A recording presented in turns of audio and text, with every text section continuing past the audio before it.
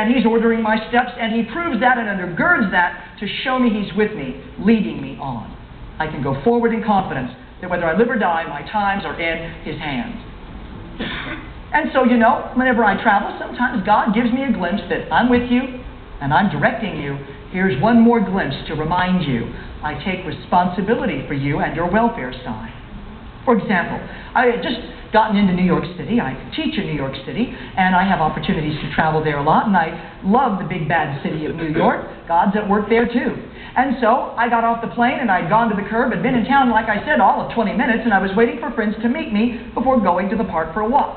Suddenly, this car screeches to a halt in traffic. They roll down their window and they say, "Are you Cy Rogers?" And of course, moments like this, you're so glad you're not like picking your nose or something. And I said, "Yeah, it's me." And they said, "We watched you 2 years ago at Calvary Chapel, Fort Lauderdale. Good ministry." Now, what are the mathematical odds that that would have even occurred, even if we had been in the same block at the same time, that we would have even connected? It defies math. But even more.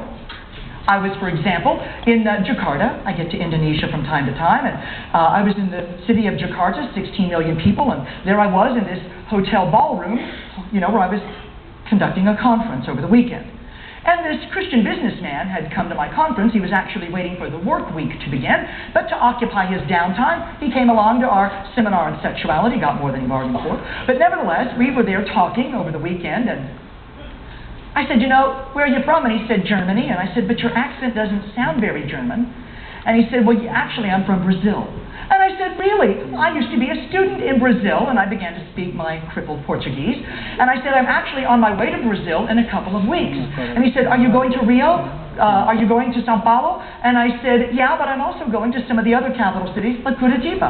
He said, "Curitiba? I'm from Curitiba." I said, "Really? Well, maybe you know the name of the Christian doctor who's bringing me in to lecture. His name is Dr. Carlos Grzybowski." He says, "Do I know him? I'm married to his sister." Yes.